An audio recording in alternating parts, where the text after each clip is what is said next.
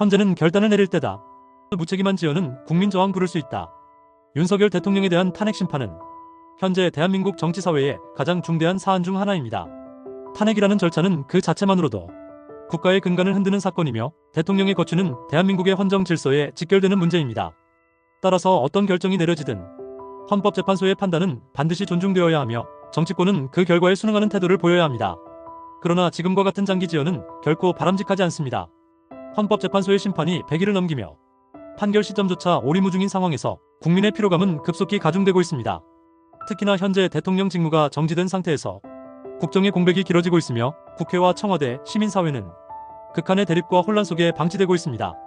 탄핵 심판은 신중히 다뤄져야 하지만 무책임한 시간 끌기는 또 다른 헌정 위기를 초래할 수 있습니다. 지금이야말로 헌재가 결단을 내려야 할 때입니다. 탄핵 소추는 이미 국회라는 정치적 절차를 통해 가결된 상태입니다. 그 이후의 결정은 전적으로 헌법재판소의 몫이며 법과 헌법에 입각한 판단만이 최종 판결을 이끌어야 합니다. 여야 모두 이 점에 대한 인식을 분명히 하고 자제하는 태도를 보여야 마땅합니다. 그러나 현실은 정반대입니다.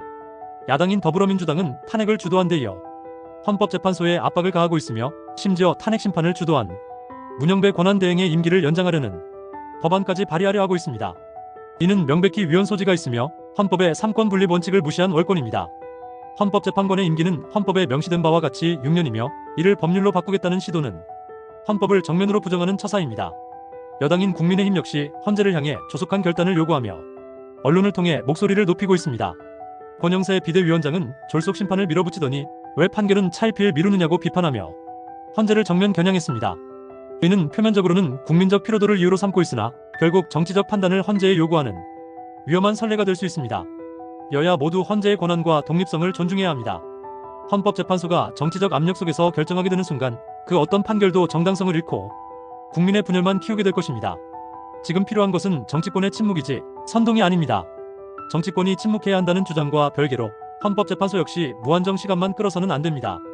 헌재가 판결을 지연하고 있는 사이 국정은 마비되고 거리에는 찬반 시위가 계속되고 있습니다.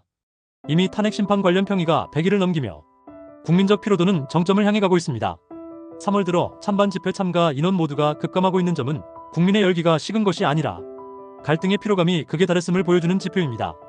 현재 윤석열 대통령에 대한 찬반 집회는 양측 모두 에너지를 소진한 상태입니다. 작년 12월 탄핵안 가결 직후 전국에서 모인 집회 인원이 25만 명에 육박했던 것에 비해 최근 3월 말 기준 전국 찬반 집회 참가자는 6만 명 수준으로 떨어졌습니다. 이러한 집회의 급감은 정치적 무관심이 아니라 답답함과 혼란에 대한 국민의 반응입니다. 더 이상 탄핵 심판이 끝나지 않으면 정권에 대한 신뢰는 물론이고 헌법기관 전체의 신뢰가 무너질 수 있습니다. 헌재는 사법기관입니다. 사법기관은 독립성과 함께 신속한 결정을 통해 법적 안정성과 예측 가능성을 제공해야 합니다. 사법의 지연은 곧 정의의 실현 지연입니다. 탄핵이라는 초유의 사안에 대해 국민들은 법의 판단을 기다리고 있습니다. 헌재는 신중함이라는 이름으로 시간을 끄는 것이 아니라 법과 헌법에 따라 정당한 판단을 내리는 데 집중해야 합니다. 더불어민주당은 대통령 탄핵 이후에도 줄탄핵, 헌법재판소법 개정 등 정치적 공세를 멈추지 않고 있습니다.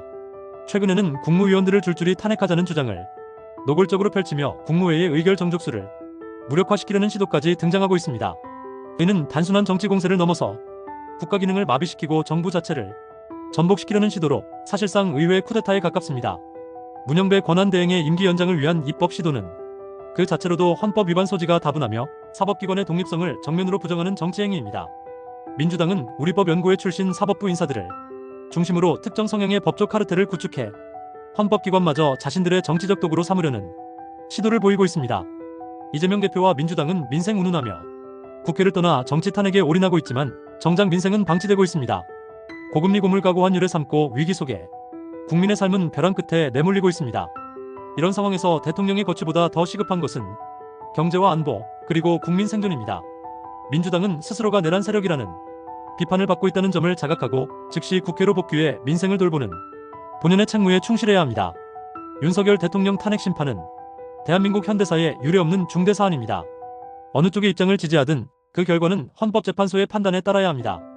어떤 결정이 내려지더라도 우리는 헌법을 최종 기준으로 삼아야 하며 정치적 불복은 용납되어선 안 됩니다. 그러나 헌법재판소 역시 책임이 있습니다. 탄핵 소추안이 가결된 지 석 달이 넘도록 결정을 내리지 못하고 있는 상황은 헌정 질서를 흔들고 국민의 분열을 방치하는 무책임한 행위입니다. 결단을 내릴 시간은 충분히 주어졌습니다. 더 이상의 지연은 결코 신중함이 아닌 무책임입니다. 정치권은 입을 닫고 헌재는 결단을 내리는 것. 그것이 지금 대한민국에 필요한 최소한의 질서이며 법치주의를 지키는 마지막 보루입니다. 갈등의 시대를 끝내고 헌정의 정상화를 위해 헌재는 이제 결정을 내려야 합니다.